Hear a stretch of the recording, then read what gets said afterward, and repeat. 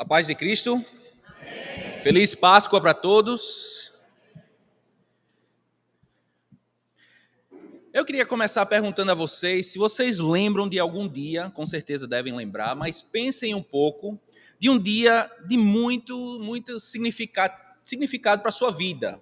Um dia muito importante, um dia que afetou a sua vida para sempre. Porque todos nós temos alguns dias em nossa vida que mudam todos os outros dias do resto da nossa vida. Alguns dias são tão significantes que eles afetam e moldam como viveremos o resto da nossa vida.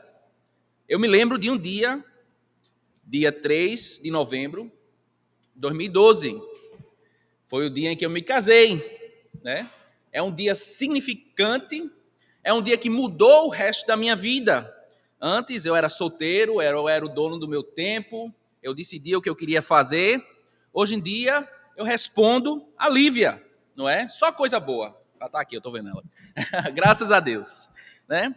Mas é um dia que muda o resto da minha vida, porque eu não vou poder pensar só em mim. Agora eu penso em outra pessoa antes de fazer tudo. E todos os meus dias são diferentes. Eu lembro de outro dia 21 de fevereiro de 2016. Foi o dia em que nasceu minha primeira filha, Alice. E antes eu era acostumado a dormir bem. Eu era acostumado a ter dias de paz e silêncio. E agora tudo mudou, não é verdade? Micaela está concordando. Mas eu também conheci um amor que eu não conhecia antes. Conheci o que é se sacrificar o meu ego, o meu tempo, as minhas vontades a favor de outra pessoa. Então nós temos esses dias em nossa vida, talvez na sua vida foi um casamento, talvez foi a chegada de um filho, talvez foi uma coisa como a morte de um ente querido, talvez foi um emprego, talvez uma tragédia, talvez uma doença. Mas há dias em nossa vida tão significativas que eles mudam o restante das nossas dias para sempre. E hoje estamos celebrando a Páscoa.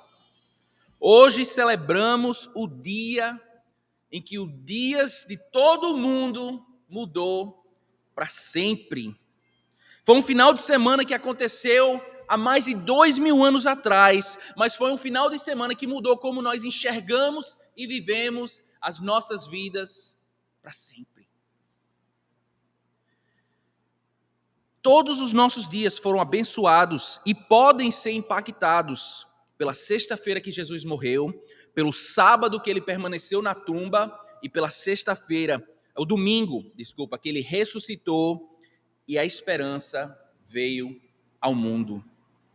E essa esperança, ela muda como nós enxergamos a nossa vida. Ela muda como nós vivemos a nossa vida para sempre. Então vamos começar dia 1, a sexta-feira. Vamos lembrar daquela sexta-feira há mais de 2000 anos atrás, onde tudo mudou para sempre. Isaías capítulo 53, versículo 7 diz: Ele foi maltratado, mas aguentou tudo humildemente e não disse uma só palavra. Ficou calado como um cordeiro que vai ser morto, como uma ovelha que quando cortam a sua lã.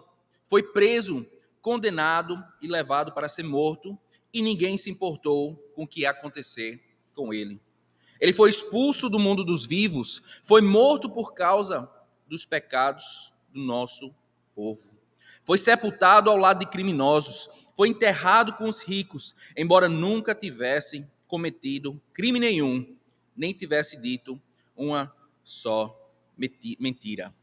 A morte de Jesus é o evento mais importante da história da humanidade. Mesmo antes de ter acontecido, Isaías já profetizava esse dia tão importante. E a morte dele, a morte de Jesus, é central para a sua própria história. A morte de Jesus ocupa 1/3 dos evangelhos.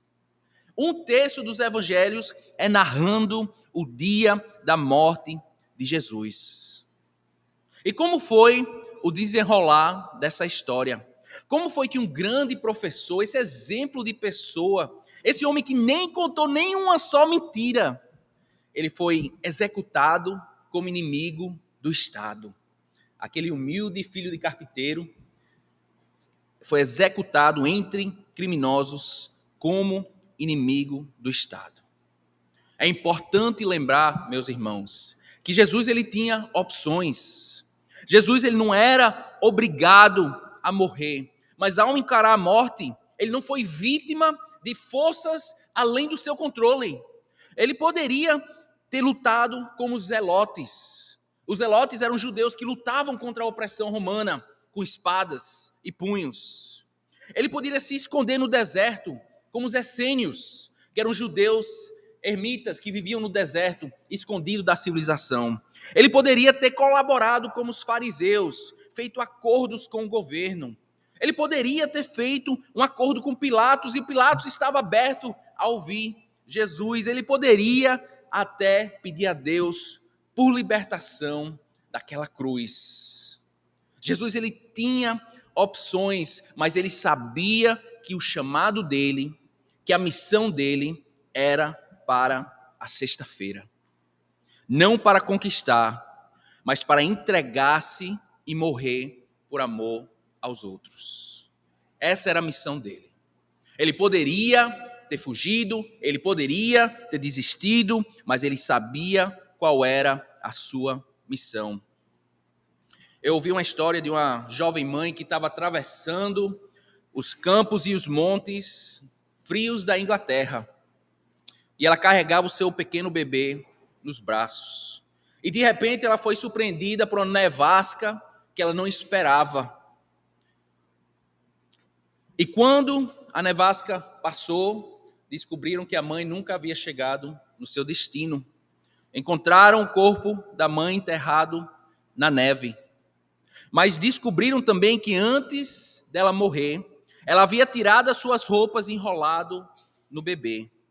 E quando desenrolaram o bebê que ela carregava, para surpresa de todos, o bebê ainda estava vivo. Ela havia encoberto seu filho com roupas e com seu próprio corpo, entregando a sua vida por aquela criança, mantendo ele vivo. Dizem que ele cresceu, e é a história de alguém chamado David Lloyd George, um dos grandes líderes da Inglaterra. Mas o meu ponto é que essa mãe ela tinha opções e ela não era obrigada a fazer o que fez. Mas por amor sacrificial, ela entregou a sua vida para salvar seu filho. E é esse mesmo amor que motiva Jesus a encarar a cruz naquela sexta-feira. Se lermos aqui o texto de João, capítulo 10, 11, diz, Jesus fala, eu sou o bom pastor. O bom pastor dá a vida pelas ovelhas. O Pai me ama porque eu dou minha vida para recebê-la outra vez. Ninguém tira a minha vida de mim, mas eu a dou por minha própria vontade. Tenho o direito de dá-la e de tornar a recebê-la, pois foi isso o que meu Pai me mandou fazer. Era importante Jesus, os discípulos entendessem que o seu sacrifício foi feito de uma posição de autoridade e não de fraqueza. Jesus entregou a sua vida não porque alguém estava forçando ele a fazer isso, mas ele fez isso em amor pela missão e pelo seu chamado. Porque Jesus sabia que aquela cruz que representava o poder de Roma, o domínio romano, do Império Romano, aquela cruz de execução, Jesus sabia que a cruz ia representar algo muito maior do que a morte. A cruz veio a representar algo muito maior do que a pena de morte que representava naquela época. Porque o sacrifício de Jesus, ela salvou a nossa vida naquele dia. O sacrifício de Jesus não apenas nos salvou, mas permitiu que criasse a igreja, essa comunidade que conquista o mundo por onde ela passa. E ela não conquista com espada e punho e força e domínio, ela conquista através do amor sacrificial. É isso que a cruz veio a representar. Eu já entrei pelos matos do Sudão, onde não tem energia elétrica, água encanada, não tem nada, só mato e pessoas na pobreza. E tem 3 símbolos, 3 coisas que entram em qualquer lugar do mundo: cerveja, Coca-Cola e o símbolo da cruz. E o símbolo da cruz, ela penetra até os lugares mais escondidos. 2,3 bilhões de pessoas se chamam de seguidores de Jesus. 1 a cada 3 pessoas, maior do que o país da China, diz ser seguidor da cruz que representa o amor sacrificial. E a cruz veio representar justamente o oposto do domínio do Império Romano, porque Jesus escolheu morrer na sexta-feira. Ele não foi executado por obrigação, não foram forças maiores, mas foi amor sacrificial que nós vimos na sexta-feira, pendurado na cruz. Depois de profetizar sua própria morte, Jesus usou o meio da sua morte, a cruz, para descrever a escolha sacrificial que ele espera que eu e você tenha em nossa vida. Lucas capítulo 9, versículo 23 diz: E dizia a todos: se alguém quer vir após mim, negue-se a si mesmo e tome cada dia a sua cruz e siga-me. Porque qualquer que quiser salvar a sua vida, perdê-la-á. Mas qualquer que por amor a mim perder a sua vida, a salvará. Nós vamos sofrer muitas coisas nessa vida, mas nem tudo pelo que nós vamos passar é uma cruz. Porque na definição de Jesus, uma cruz só é uma cruz se você escolher passar por ela. Talvez nessa Páscoa você comeu muito ovo de chocolate e ficou com dor de barriga. Isso não é uma cruz. Talvez você passou o final de semana numa praia passeando e gastou mais do que o esperado e agora vai ter que apertar. Isso não é uma cruz. Carregar uma cruz é uma decisão feita de uma posição de autoridade, de escolha. Você poderia escolher diferente, mas não fez por amor a Cristo. Você caminha ao altar consciente, diariamente, pronto para morrer e entregar sua vida. Você morre para o seu próprio desejo, você morre para os seus próprios ambições egoístas, você morre para suas falsas seguranças. Quando você escolhe viver a vida de seguidor de Jesus e você sofre por essa escolha, você está carregando a sua cruz. Quando você se sacrifica em amor a favor do seu irmão ou do seu próximo, você está carregando a sua cruz, como Jesus falou aqui. E a Sexta-feira Santa, como é chamada, nos ensina isso, que a morte sacrificial de Jesus na cruz, ela nos libertou dos nossos pecados para que nós possamos nos sacrificar em amor por outras pessoas. E nós escolhemos isso, carregar a nossa cruz todo dia. Todo dia. E depois do primeiro dia, depois da sexta-feira, veio o segundo dia. Tivemos o sábado. E o sábado veio para nos ensinar que nem sempre vai ser fácil. Que carregar a nossa cruz vai ser difícil. Nem sempre vemos a recompensa de nossos sacrifícios. Nem sempre vemos a recompensa de permanecer fiel em nossa fé. Nem sempre vemos a luz no fim do túnel. E tudo o que nos resta nesses momentos é esperar. Esperar e confiar. Ontem, pela frente da minha casa, passou uma procissão, que se chama, um grupo de pessoas, e algumas delas estavam carregando um caixão. E no caixão tinha o corpo de Jesus, lá estirado, na sexta-noite. Eu não acho que Jesus foi carregado num caixão, que naquela época não tinha, mas eu achei muito interessante aquela cena. Era uma cena triste. As pessoas tristes, caminhando lentamente, carregando o corpo de alguém que havia morrido. E eu fico pensando, meu Deus, e o sábado que veio em seguinte foi um sábado em silêncio, nada acontecendo. E você pensa, meu Deus, imagina se esse fosse o final da nossa história.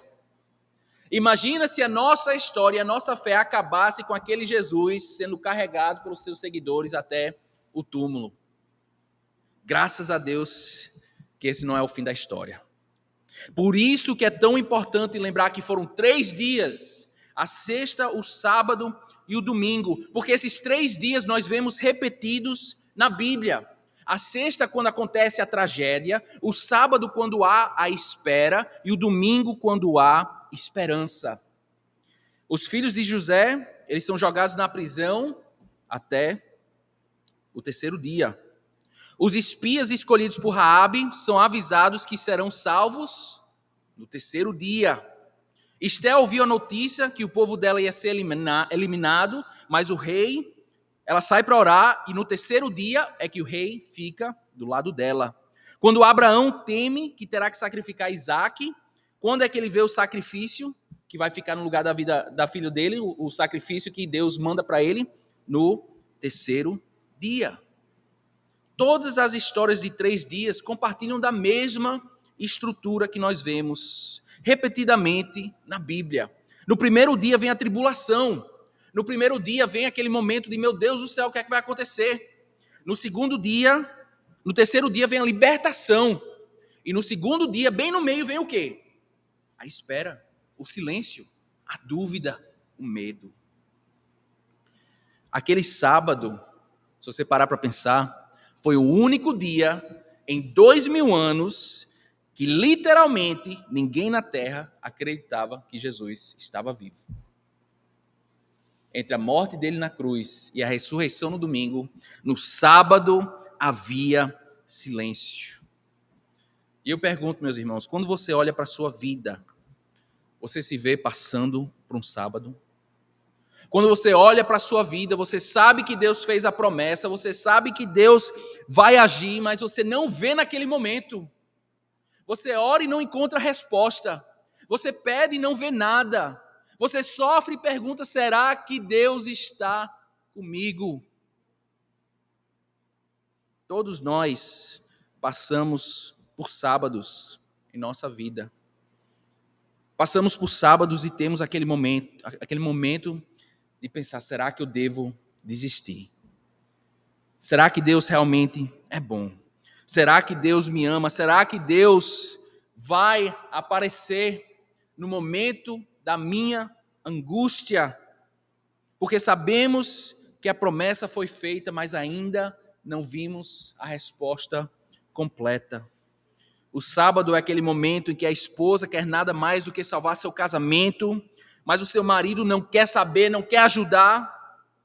Ela não é perfeita, mas ela está todo dia lá orando e escuta silêncio. O sábado é quando os pais descobrem que o filho foi diagnosticado com uma doença grave e todo dia ele só piora. O sábado é aquele momento que você perde o emprego, perde seu amigo, perde o seu sonho, que na sexta-feira morreu, e no sábado você só tem silêncio. E o que é que você faz nesse dia do sábado? Qual deve ser a sua atitude, a sua reação? Será que você deve se desesperar?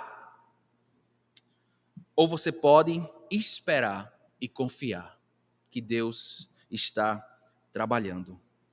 Você pode trabalhar com Deus, mesmo quando Ele parece longe. Você pode confiar que Ele está agindo. E podemos ter essa certeza por causa do domingo. Se lermos Lamentações, capítulo 3, 25, diz: o Senhor é bom para com aqueles cuja esperança está nele, para com aqueles que o buscam. E por que podemos ter essa confiança? Porque podemos esperar e buscar nele, porque depois do sábado vem que dia? Vem o 3º dia, o domingo. Romanos 8, 18 diz: o que sofremos durante a nossa vida não pode ser comparado de modo nenhum com a glória que nos será revelada no futuro. Você tem essa esperança? Diga amém. Essa é a esperança que hoje declaramos nesse culto, neste domingo, 2000 anos atrás, depois daquele dia que mudou tudo.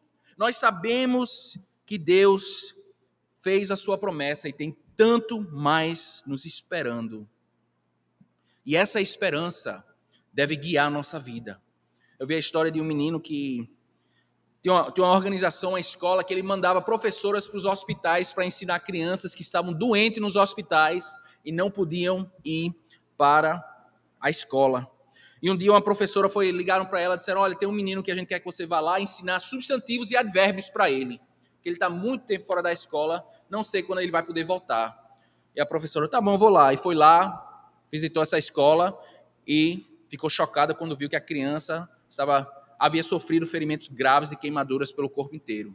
Ela não estava emocionalmente pronta, mas disse: olha, eu vou me esforçar, e começou a sentar ao lado dele e fazer tarefinhas de casa.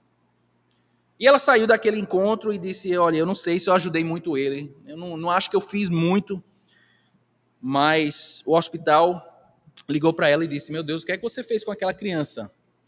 Que ele está finalmente respondendo a tratamento, ele está evoluindo e melhorando. E a professora disse: eu não sei, só ensinei substantivos e advérbios. E a criança, algumas semanas, perguntou para a criança, né? A criança disse: olha, é porque enviaram uma professora para me ensinar substantivos e advérbios. Eu não acho que mandariam uma professora para uma criança que vai morrer.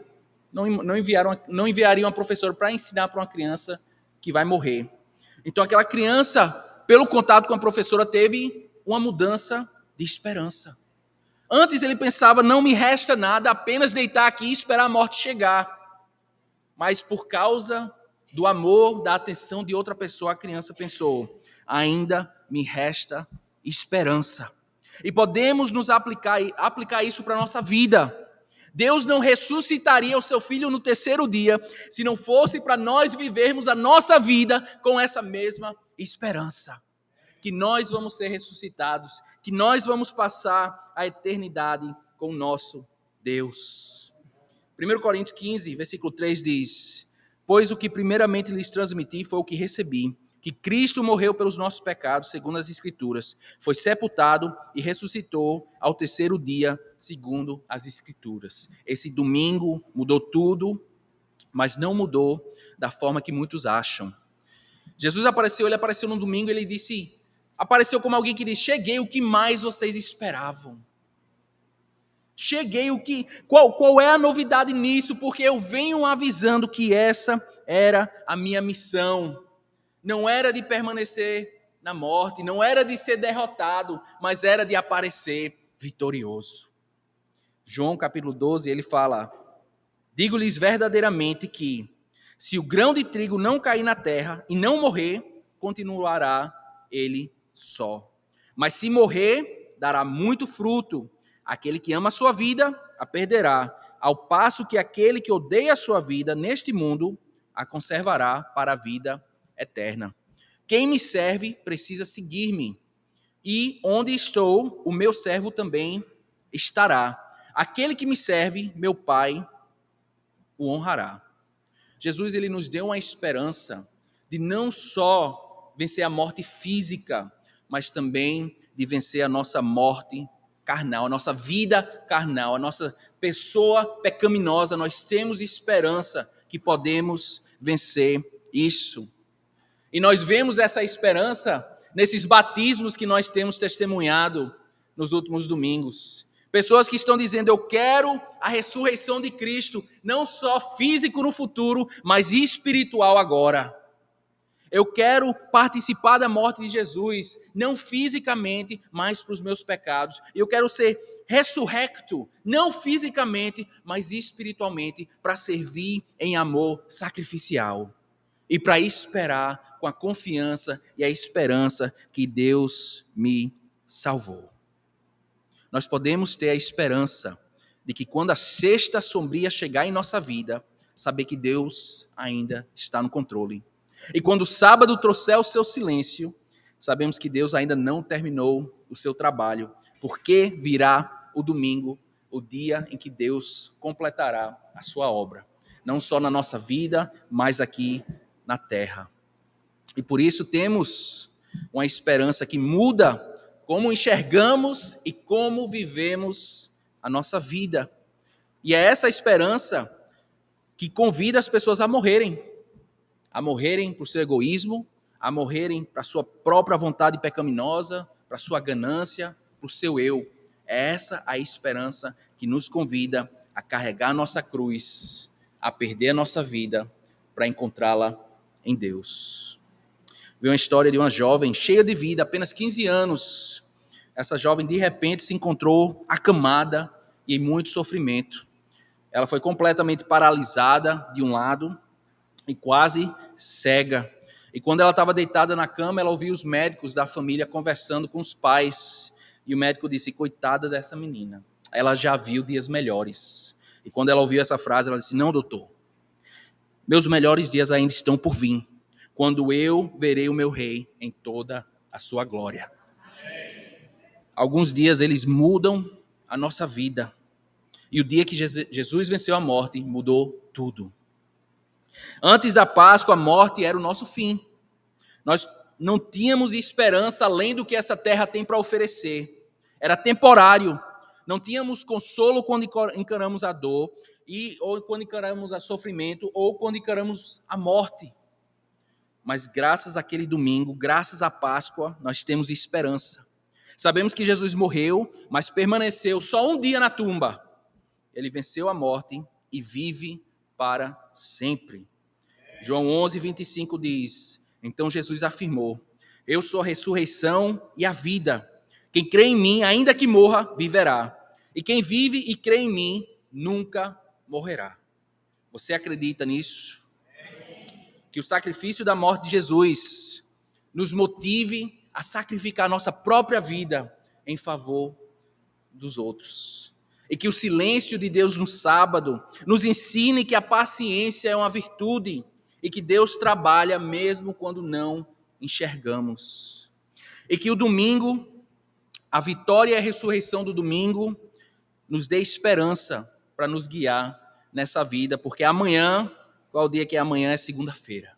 É o dia em que saímos daqui e encaramos os nossos desafios, os nossos problemas, as dificuldades e as ansiedades que vão cair em cima de nós como uma enchente. Que possamos carregar o domingo de Páscoa para todos os dias da nossa semana, lembrando que Jesus venceu a morte e não precisamos temer nada. Nada. Amém?